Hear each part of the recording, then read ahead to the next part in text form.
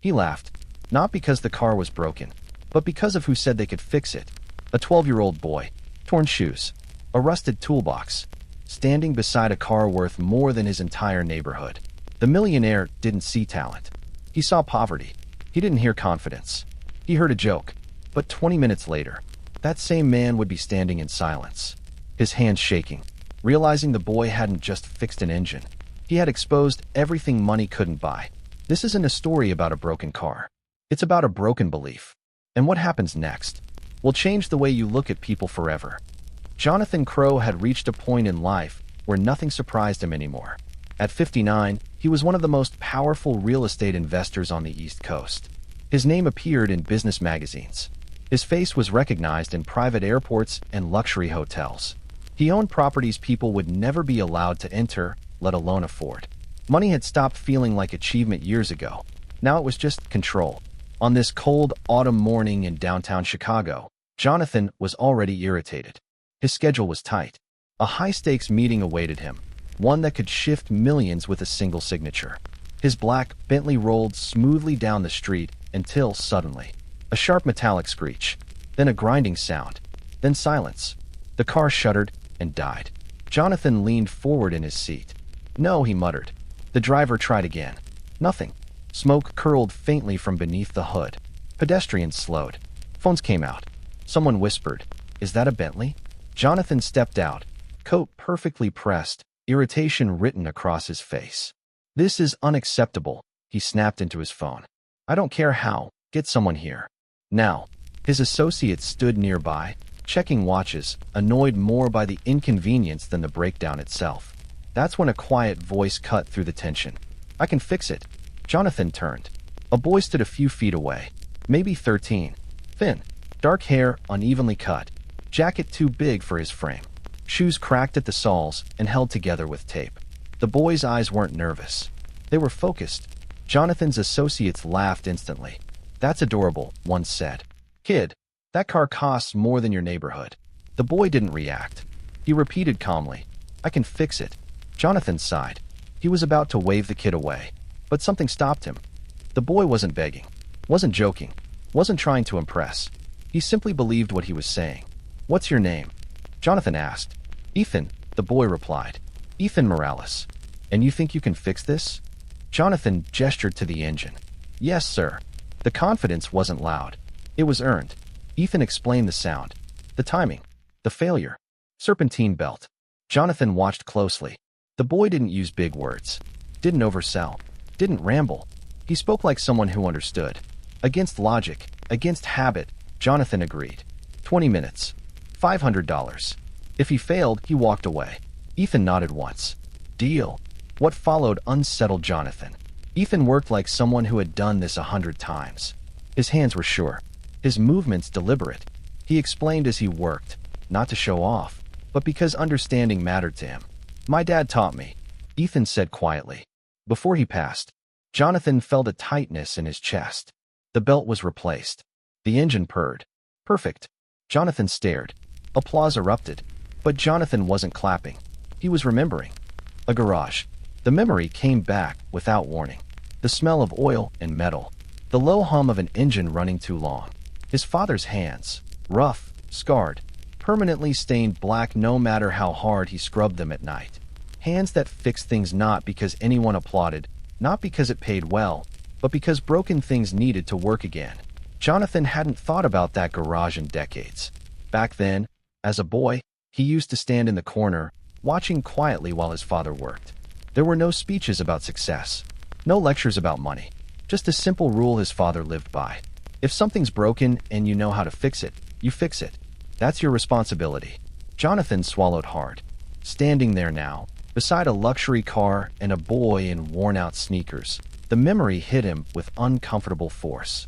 Somewhere along the way, he had traded that lesson for spreadsheets, contracts, and numbers that never smelled like oil or effort. He pulled the cash from his wallet and placed it gently into Ethan's hands. The boy froze. For a second, Jonathan thought Ethan might refuse. Instead, Ethan held the money like it was fragile, like it might disappear if he squeezed too hard. "Thank you, sir," Ethan said quietly. Jonathan nodded. Then, without fully thinking through the consequences, reached into his jacket and pulled out his business card. He scribbled his personal number on the back. "Call me tomorrow evening," Jonathan said. Ethan looked up, confusion written clearly across his face. "About the car?" he asked. Jonathan shook his head slowly. "No," he said. "About your future." Ethan didn't understand. Not yet, but he nodded anyway. That night, Jonathan Crow did not sleep. The city outside his penthouse windows glowed with artificial light, but inside, everything felt dim. He lay awake, staring at the ceiling, replaying the day over and over again. The laughter, his own impatience, how close he had come to brushing the boy aside like background noise. For the first time in years, his success felt hollow, like a beautifully wrapped box with nothing inside. All the buildings he owned, all the power he commanded, and yet, one small interaction had unsettled him more than any failed deal ever had. He asked himself questions he had avoided for years. When had he stopped listening? When had he started measuring people by appearances instead of character? And when had he forgotten the man who raised him? By morning, Jonathan knew something had shifted. He just didn't know how to name it yet.